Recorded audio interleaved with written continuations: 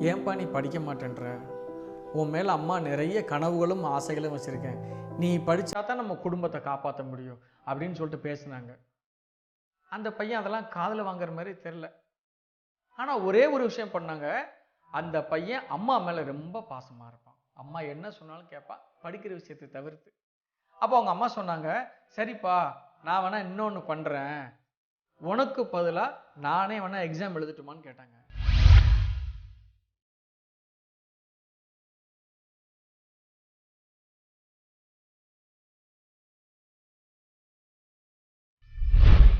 அப்போ அந்த மாணவன் கேட்குறான், எதை வச்சு சார் நீங்கள் சொல்கிறீங்க? என் கவனம் சிதையுதுன்னு தான் நான் இவ்வளோ நாள் கஷ்டப்பட்டுட்டு இருக்கேன். அப்போ அவர் சொல்கிறாரு, தம்பி இங்கே வா, நான் உன்னை ஒரு வாரம் கழிச்சு வான்னு சொன்னேன். நீ என்ன பண்ண? 3 நாளில் வந்துட்ட. உனக்கு அப்போ தாகம் நிறைய இருக்கு, எப்படியாவது இந்த பிரச்சனையை சரி செய்யணுங்கிறதுல நீ ரொம்ப ஆர்வமாக இருக்க. அதற்காக தான் நான் உன்னை ஒரு வாரம் கழிச்சு வான்னு சொன்னேன், நீ 3 நாள்லேயே வந்துட்ட. திரும்ப நான் சொன்னேன் 3 நாள் கழிச்சு வான்னு சொன்னேன், நீ ஒரே நாளில் வந்துட்ட.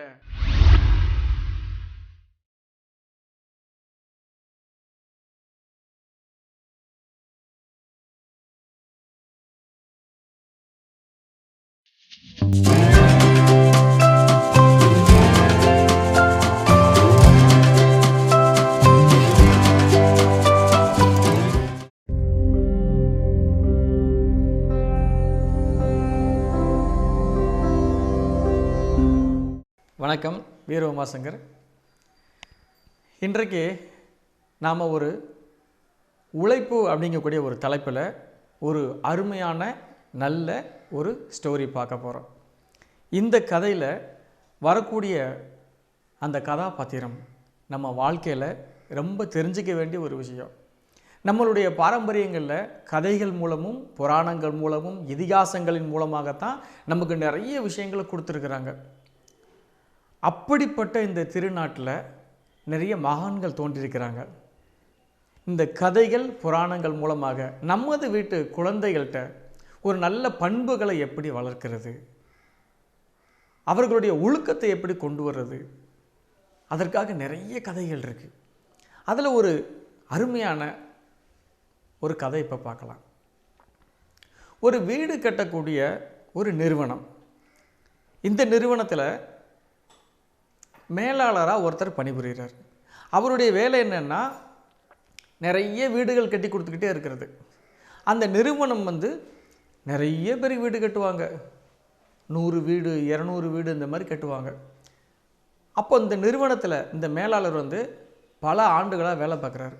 இந்த மேலாளர் என்ன பண்ணுவார்னா, ஒர்க்கை பிரித்து கொடுத்துருவாங்க, நீங்கள் இதை பண்ணுங்கள், நீங்கள் அதை பண்ணுங்கன்னு சொல்லிட்டு. அப்போ ஒரு வீடு ஃபுல்லாகவே ஒருத்தர் கட்டி கொடுக்கக்கூடிய அளவுக்கு திறமைசாலியாக இருந்தார். அப்போ அவரை வச்சு நிறைய வீடு கட்டினாங்க.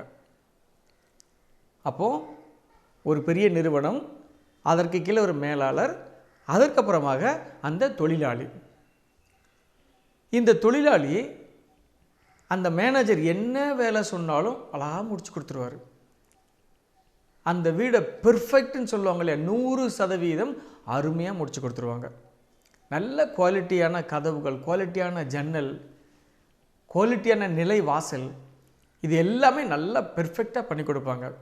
இது மாதிரி நிறைய வீடுகள் செஞ்சு கொடுத்துட்டாங்க. இது மாதிரி ஆண்டுகள் பல ஆண்டுகள் ஓடிடுச்சு.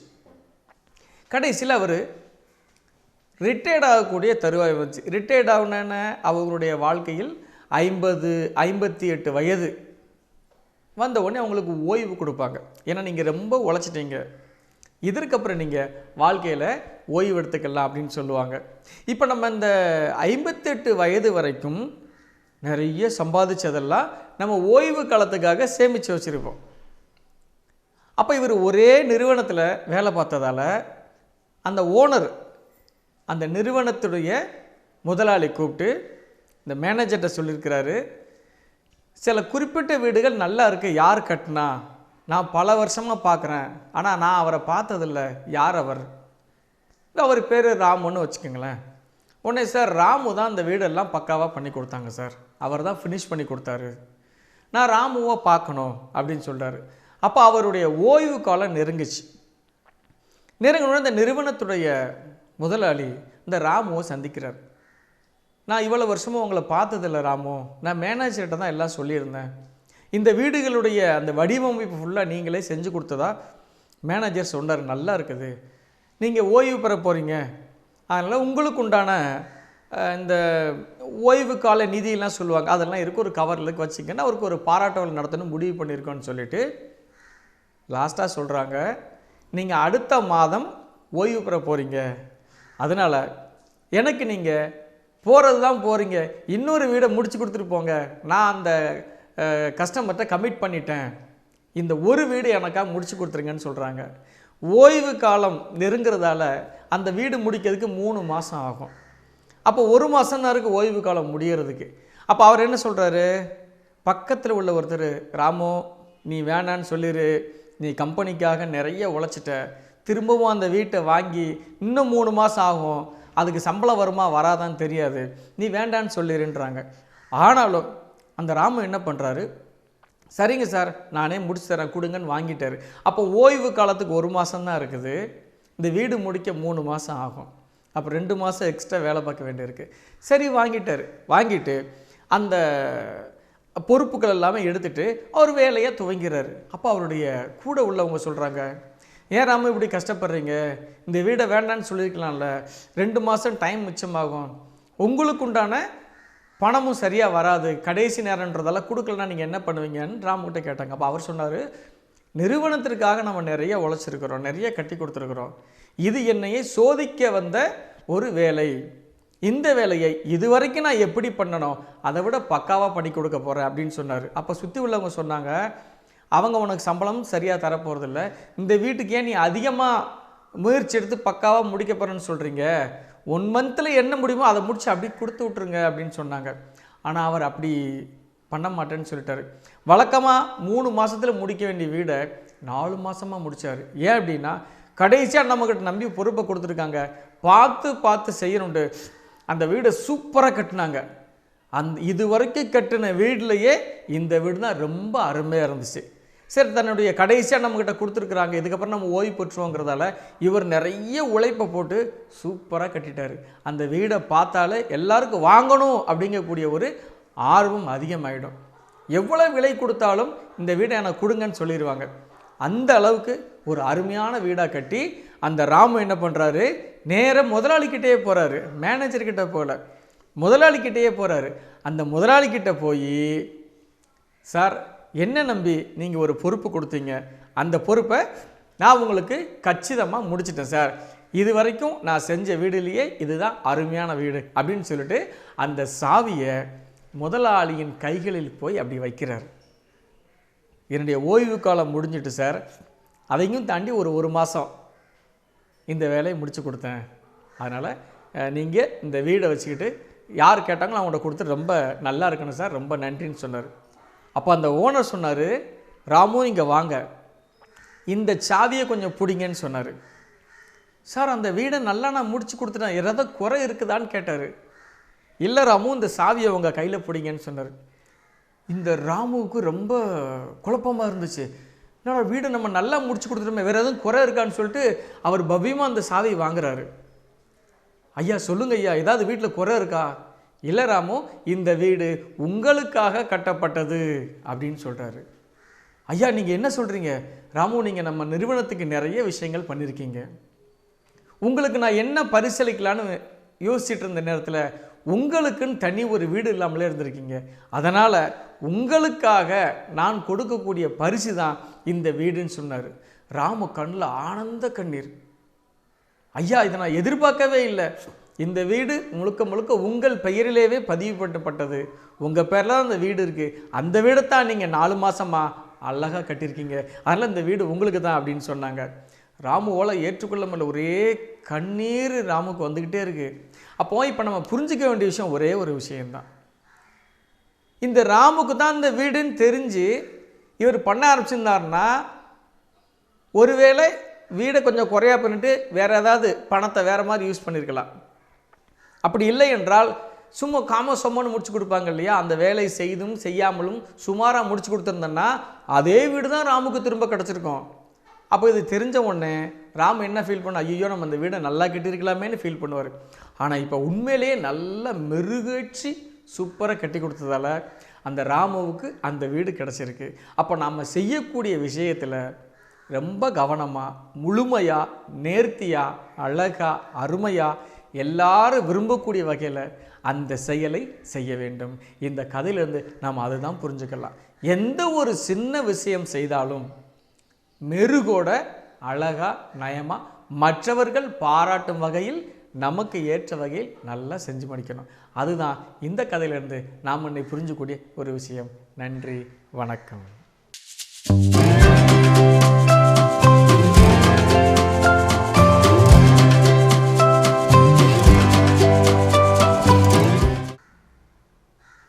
வணக்கம், வீரவுமாசங்கர். ஒரு சின்ன ஒரு கதையில் மிகப்பெரிய தத்துவத்தை உள்ளடக்கிய மாதிரி இருக்கும். நம்மளுடைய இதிகாசங்கள், புராணங்கள் எல்லா விஷயமும் எடுத்தாலும் எல்லா கதைகள்லையும் எல்லா புராணங்களையும் ஒரு கருத்து அப்படிங்கக்கூடிய ஒரு விஷயம் இருக்கும். அந்த கருத்து தான் நம்மளுடைய வாழ்க்கையில் நம்மளை இந்த சரியான பாதைக்கு இட்டு செல்லும். நிறைய இடங்களில் சந்தேகம் வந்துருக்கு, இது சரியா, இது தவறா, இந்த மாதிரி போகலாமா, அந்த குழப்பங்கள்லாம் வரக்கூடாது என்பதற்காகத்தான் நமது முன்னோர்கள் இதிகாசங்கள், புராணங்கள் வாயிலாக கதைகளும் கற்பனை சார்ந்த விஷயங்களையும் நமக்கு நிறைய கொடுத்துருக்குறாங்க. அதில் உண்மை சம்பவங்கள்ங்கிறது அதிகமாக இருக்குது.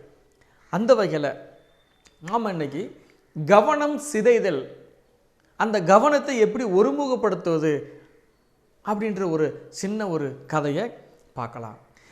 ஒரு மாணவன் ஒரு ஆசிரியர்கிட்ட போயிட்டு, ஐயா, எனக்கு கவனம் சிதைஞ்சிக்கிட்டே இருக்குது, நான் என்ன பண்ணேன், எனக்கு நிறைய ஆசைகள் இருக்குது, கனவுகள் இருக்குது, கற்பனைகள் இருக்குது, இதை செய்யலான்னு நினைக்கும் போது என்னுடைய கவனம் சிதைந்து விடுகிறது, இது எனக்கு பெரிய பிரச்சனையாகவே இருக்குது, இதனால் எனக்கு மன உளைச்சல் ஜாஸ்தியாகுது. அப்போ வீட்டிலலாம் என்ன சொல்கிறாங்க, நீ எதுக்குமே லாயக்கில்லை, நீ எதையுமே உனக்கு ஒழுங்காக செய்ய தெரியாது, ஒரு விஷயத்தை எடுத்தால் உன்னால் முடிக்க முடியாது, இந்த மாதிரி என்னை திட்டுறாங்க ஐயா, நான் நல்லா செய்யணும்னு தான் நினைக்கேன், என்னால் நல்லாவே செய்ய முடியலை, இதுக்கு நான் என்ன பண்ணணும்னு சொல்லிட்டு அவங்களுடைய ஆசிரியர்கிட்ட போய் இந்த குழந்தை கேட்குறான். அப்போ அவங்க ஆசிரியர் ஒரு வாரம் கழித்து வாங்க அப்படின்னு சொல்கிறாரு.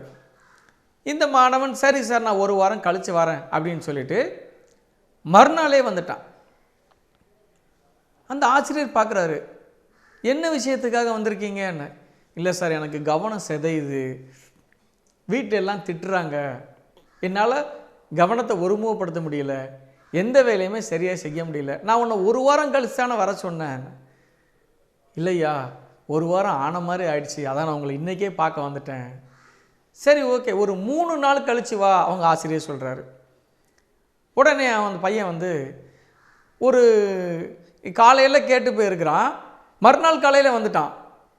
வீட்டு வாசல் கதவு தட்டிருக்கான். கதவை திறந்தா அந்த பையன், என்னப்பா உனக்கு வேணும்? சார், என் கவனம் சிதையுது சார், வீட்டிலலாம் திட்டுறாங்க, நான் என்ன செய்யன்னு தெரியல, இதை எப்படியாவது என் மனசு நீக்கிடுங்க. சரிப்பா, நான் கண்டிப்பாக சொல்கிறேன், நான் ஒரு வாரம் சொன்னேன், 3 நாள் சொன்னேன், சரி நாளைக்கு காலையில் வா, நான் உனக்கு கட்டாயம் இதுக்கு நான் விட சொல்கிறேன்னு சொல்லிட்டார். சொல்லிவிட்டு இவர் உள்ளே சாப்பிட போயிட்டார். கரெக்டாக ஒரு அரை மணி நேரம் கழித்து கதவு தட்டுற சவுண்டு. கதவு திறந்து பார்த்தா அதே மாணவன் அங்கேயே நிற்கிறான்.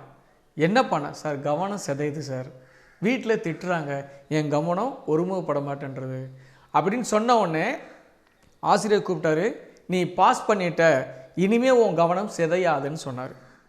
அப்போ அந்த மாணவன் கேட்குறான், எதை வச்சு சார் நீங்கள் சொல்கிறீங்க, என் கவனம் சிதையுதுன்னு தான் நான் இவ்வளோ நாள் கஷ்டப்பட்டுட்ருக்கேன். அப்போ அவர் சொல்கிறாரு, தம்பி இங்கே வா, நான் உன்னை ஒரு வாரம் கழித்து வான்னு சொன்னேன், நீ என்ன பண்ண, 3 நாளில் வந்துட்ட, உனக்கு அப்போ தாகம் நிறைய இருக்குது, எப்படியாவது இந்த பிரச்சனையை சரி செய்யணுங்கிறதுல நீ ரொம்ப ஆர்வமாக இருக்க, அதற்காக தான் நான் உன்னை ஒரு வாரம் கழிச்சுவான்னு சொன்ன, நீ 3 நாள்லே வந்துட்ட. திரும்ப நான் சொன்னேன் 3 நாள் கழிச்சுவான்னு சொன்னேன், நீ ஒரே நாளில் வந்துட்ட.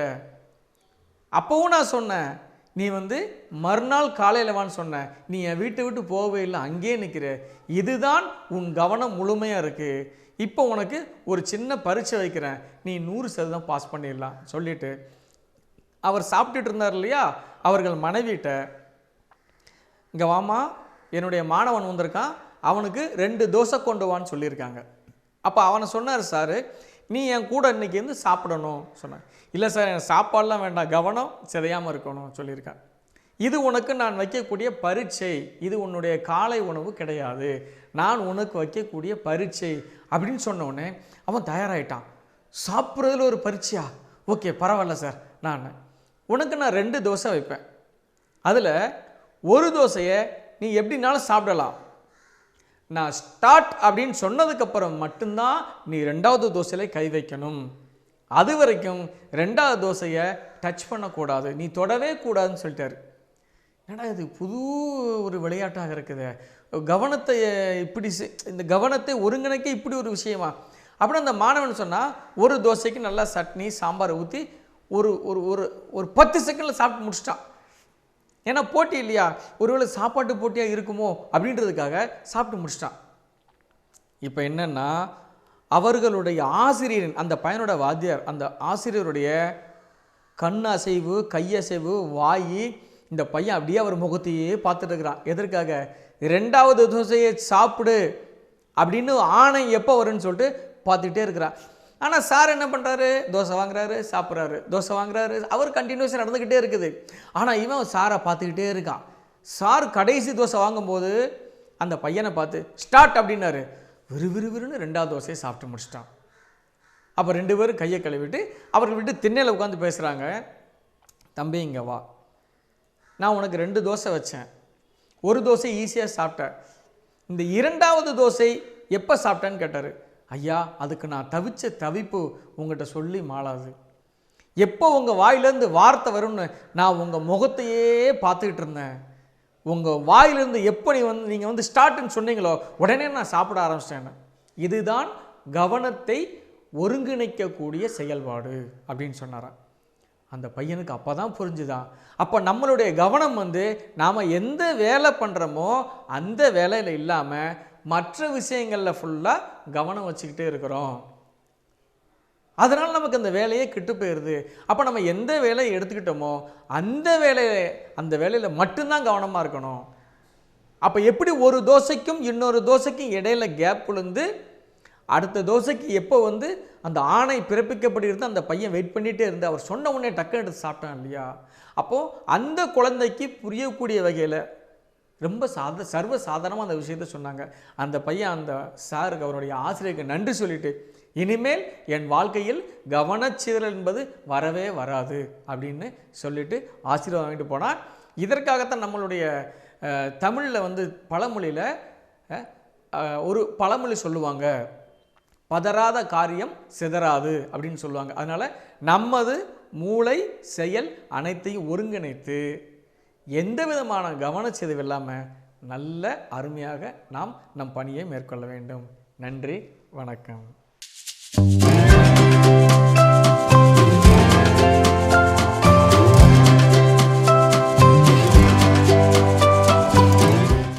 வணக்கம், வீரோமா சங்கர். இந்த குழந்தை அந்த பருவத்தில் புதுசாக சில விஷயங்களை கற்றுக்கொள்வதற்கு ரொம்ப ஆர்வமாக இருக்கும். எல்லா குழந்தைகளுக்கும் அப்படித்தான், நமக்கும் அப்படித்தான் இருக்கும். ஒரு புதுசாக ஒரு விஷயத்தை கற்றுக்கொள்ளணுன்னா ரொம்ப ஆர்வமாக அதில் நிறைய நேரத்தை நம்ம வந்து செலவழிப்போம். ஆனால் சில குழந்தைகள் இதே மாதிரி தான் பண்ணுவாங்க. ஆனால் அவங்கக்கிட்ட ஒரு விஷயம் சொல்லக்கூடாது. என்ன விஷயம் தெரியுமா? புக் எடுத்து படிடா அப்படின்னு சொல்லிடக்கூடாது. புத்தகத்தை திறந்து படி அப்படி சொன்னாலே ஐயோ பெரிய வார்த்தை மாதிரி ரொம்ப கஷ்டமான வன்மை, ஐயோ ஹோம்ஒர்க் எழுதணுமே, ஐயோ படிக்கணுமே, என்ன பண்ண போர்ஷன்ஸ் நிறையா இருக்குது, ரொம்ப கஷ்டமாக இருக்கே, இப்படிலாம் ஃபீல் பண்ணுவாங்க. சில குழந்தைகள் சர்வ சாதாரணமாக படிப்பாங்க. அப்படி ஒரு குழந்தை நாம் இப்போ பார்க்க போகிறோம். அவனுக்கு என்னென்னா படிப்புங்கிறது பிடிக்கவே பிடிக்காது. எந்த எக்ஸாம் வந்தாலும், எந்த ஹோம்ஒர்க் கொடுத்தாலும், என்ன மாதிரி சப்ஜெக்ட் நடத்தினாலும் என்னால் படிக்க முடியல சொல்லிகிட்டே இருப்பான். அவங்க அம்மாவும் நிறைய பேர்ட்ட கொண்டு காமிச்சாங்க, என் பையன் சரியாக படிக்க மாட்டேறான், அவனுக்கு ஏதாவது ஹெல்ப் பண்ணி விடுங்க, இல்லை அவனுக்கு ஏதாவது புத்தி சொல்லுங்கள், அவனுக்கு ஏதாவது அட்வைஸ் பண்ணிவிட்டு நல்ல விதமாக அவனை வந்து படிக்கிற மாதிரி எனக்கு என் பையனை வந்து கொஞ்சம் மாற்றி கொடுங்க. எல்லாத்தையும் தெரிஞ்சவங்க, போனவங்க, வந்தவங்க, டாக்டர்ஸு எல்லார்ட்டையும் சொன்னாங்க. எல்லோரும் என்னெல்லாமோ முயற்சி பண்ணி பார்த்தாங்க. அந்த பையன் படிக்கிற மாதிரியே தெரியல. ஆனால் மற்ற விஷயங்களில் சூப்பராக பண்ணுவான். நல்ல டிராயிங் வரைவான், நல்ல சமைப்பான். சின்ன வயசு பையன். அவங்க அம்மாவுக்கு நிறைய ஹெல்ப் பண்ணுவான், துணியெலாம் துவைச்சி கொடுப்பான், நல்லா பேசுவான். அப்போ இத்தனை விதமான குவாலிட்டி இருந்து படிக்கல மட்டும் அவனுக்கு ஆர்வமே இல்லை. அப்போ அவங்க அம்மா ரொம்ப ஃபீல் பண்ணாங்க. அடுத்த மாதம் எக்ஸாம் வரப்போகுது, இந்த எக்ஸாம் பாஸ் பண்ணால் தான் அடுத்த கிளாஸ்க்கு போக முடியும். நம்ம இப்போ 5th ஸ்டாண்டர்ட் படிக்கிறோம், நல்லா படித்து நல்லா எக்ஸாம் எழுதினா தான் 6th போக முடியும் இல்லையா? அப்போ அந்த பையன் அந்த ஃபைனல் எக்ஸாமுக்காக படிக்கவே இல்லை. அப்போ அவங்க அம்மா என்ன பண்ணாங்க, ஒரு ஐடியா பண்ணாங்க. அவனை கூப்பிட்டு உட்கார வச்சு, ஏன்பா நீ படிக்க மாட்டேன்ற, உன் மேலே அம்மா நிறைய கனவுகளும் ஆசைகளும் வச்சுருக்கேன், நீ படித்தா தான் நம்ம குடும்பத்தை காப்பாற்ற முடியும் அப்படின்னு சொல்லிட்டு பேசுனாங்க. அந்த பையன் அதெல்லாம் காதில் வாங்குற மாதிரி தெரில. ஆனால் ஒரே ஒரு விஷயம் பண்ணாங்க, அந்த பையன் அம்மா மேலே ரொம்ப பாசமாக இருப்பான், அம்மா என்ன சொன்னாலும் கேட்பான், படிக்கிற விஷயத்தை தவிர்த்து. அப்போ அவங்க அம்மா சொன்னாங்க, சரிப்பா நான் வேணால் இன்னொன்று பண்ணுறேன், உனக்கு பதிலாக நானே வேணால் எக்ஸாம் எழுதட்டுமான்னு கேட்டாங்க. அம்மா ரொம்ப சந்தோஷமா, இதை நீ முதலே சொன்னா நான் நல்லா பண்ணியிருப்பேம்மா, எனக்கு பதில் நீயே எழுதுமா, ஓகேம்மா சூப்பர்மா அப்படின்னு சொல்லிட்டான். உடனே அந்த அம்மா என்ன பண்ணாங்க, சரிப்பா இப்போ உனக்கு பதிலாக நான் எக்ஸாம் எழுதணும்னா அந்த பாடங்கள் எனக்கு தெரியணும் இல்லையா, நீ என்ன பண்ணு, உன் பாடத்தெல்லாம் எனக்கு டீச் பண்ணு, நீ கரெக்டாக டீச் பண்ணால் தான் நான் எக்ஸாம் எழுத முடியும், இல்லை நீ ஃபெயில் ஆகிடுவ அப்படின்னு சொன்னேன்னு இந்த பையன் என்ன பண்ணான், விறுவிறுன்னு புத்தகத்தை எடுத்தான், புத்தகத்தை ஃபுல்லாக வாசித்து பார்த்து அவங்க அம்மாவுக்கு டீச் பண்ணுறான். இவங்க அம்மா என்ன பண்ணுறாங்க, சரியாக புரியாத மாதிரி நடிக்கிறாங்க, எனக்கு இந்த கொஸ்டின் புரியலையே அப்படின்னு சொல்கிறாங்க. உடனே அந்த பையன் அதை பார்த்துட்டு, அந்த கொஸ்டின் அப்படி வராதுமா, இந்த மாடலில் வரும்னு சொல்லிட்டு சூப்பராக அவங்க அம்மாவுக்கு பாடம் எடுத்தான். அவங்க அம்மாவும் படிக்கிற மாதிரி நடிச்சுக்கிட்டே இருந்தாங்க. அப்புறம் அந்த பையன் சொல்கிறான், இதோ பாரு நீ எனக்காக எக்ஸாம் எழுதினா தான் நான் பாஸ் பண்ணி நீ நினச்ச மாதிரி பெரிய ஆள் ஆக முடியும், அதனால் உனக்கு இன்றைக்கி நான் ஒரு மிட்டம் டெஸ்ட் வைக்க போகிறேன் அப்படின்னு சொன்னோன்னே அவங்க அம்மா, அட பாவி எனக்கே டெஸ்டாடா, சரி பரவாயில்ல எழுதுறேன்னு சொல்லிட்டு, ரெடியா, பேப்பர் கொடுத்தாச்சா, பென்சில் கொடுத்தாச்சா, அம்மா எப்படி எக்ஸாம் எழுதணும் தெரியுமா, ஒரு பேப்பரில் லெஃப்டில் மார்ஜின் போட்டுக்கணும், தப்பு தப்பாக பண்ணிடாத அப்படின்னு சொல்லி எல்லாம் சொன்னால் அவங்க அம்மா சூப்பராக டெஸ்ட் எழுதுனாங்க. சில கொஸ்டின் சரியில்லாமல் எழுதிட்டாங்க. அப்போ அந்த பையனுக்கு கோவம் வந்துருச்சு, என்ன நீ, உனக்கு நான் இவ்வளோ தூரம் மூச்சை கொடுத்து சொல்லி கொடுத்துருக்கேன், 2-3 கொஸ்டின் தப்பாக எழுதியிருக்கேன், நீ அவ்வளோதான், உடனே நான் ஃபெயில் ஆக்கிடுவேன், திரும்ப முதல்ல இருந்துன்னு சொல்லிட்டு 2வது டெஸ்ட் வச்சு அப்படி எழுதும்போது அந்த பையன்கிட்ட அந்த அம்மா கேட்டிருக்கிறாங்க, இது கரெக்டாக இது கரெக்டாக அப்படி சொல்லும்போது அந்த பையன் சூப்பராக அந்த எல்லா பாடங்களையும் மனப்பாடம் பண்ணிட்டான். அப்போ ஃபைனல் எக்ஸாமுக்கு 2 நாளைக்கு முன்ன கூட்டி அந்த பையன் அவங்க அம்மாவுக்கு சொல்லி கொடுத்துக்கிட்டே இருக்கான், அம்மா இந்த கொஸ்டின் வந்தால் இப்படி எழுது, இந்த கொஸ்டின் வந்தால் இப்படி எழுதுன்னு புத்தகமே இல்லாமல் அந்த பையன் அருமையாக சொல்ல ஆரம்பிச்சிட்டான்.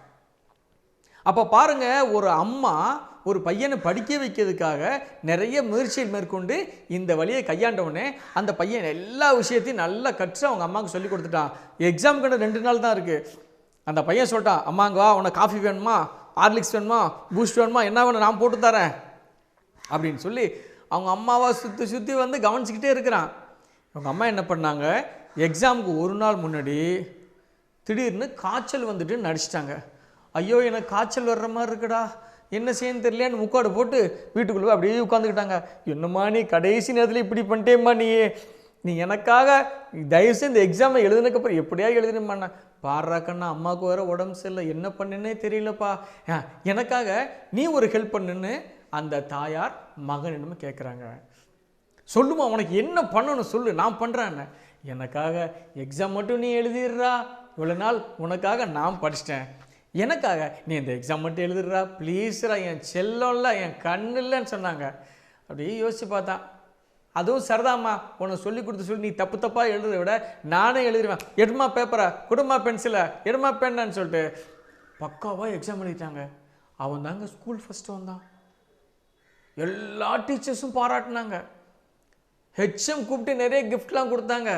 அப்போ அந்த பையனை கூப்பிட்டு கேட்குறாங்க, ஏன்னா நீ குவார்ட்டர்லியில் எல்லாம் ஃபெயிலு, ஆஃப் இயர்லியில் ஃபெயிலு, ஆனுவல் டெஸ்ட்டில் எப்படி இப்படி மார்க் வாங்கினேன்னு கேட்கும்போது அவன் சொல்கிறான், எனது அனைத்து விதமான மார்க்கும் என்னுடைய பெருமை புகழ் எல்லாமே எங்கள் அம்மா எனக்கு கொடுத்தது அப்படின்னு சொல்கிறான். அப்போ தான் அவங்க அம்மாட்ட கேட்குறாங்க, இந்த நடந்த விஷயத்தெல்லாம் சொன்னாங்க. அப்போது நம்மளால் எல்லாமே முடியும், ஆனால் ஏதோ ஒரு விஷயம் நம்மளை தடுக்கும், அதை தூக்கி வீசிட்டு நம்ம படிக்கிறதுல அதிகமான கவனத்தை செலுத்தணும், நல்ல மார்க் வாங்கணும், கற்றோருக்கு சென்ற இடம்லாம் சிறப்புன்ற மாதிரி நீங்கள் படித்து எந்தெந்த நாடுகளுக்கு போகிறீங்களோ உங்களுக்கு புகழும் பெருமையும் உங்களை தேடி வரும். அதனால் கல்வியில் அதிகமான கவனம் செலுத்த வேண்டும். நன்றி, வணக்கம்.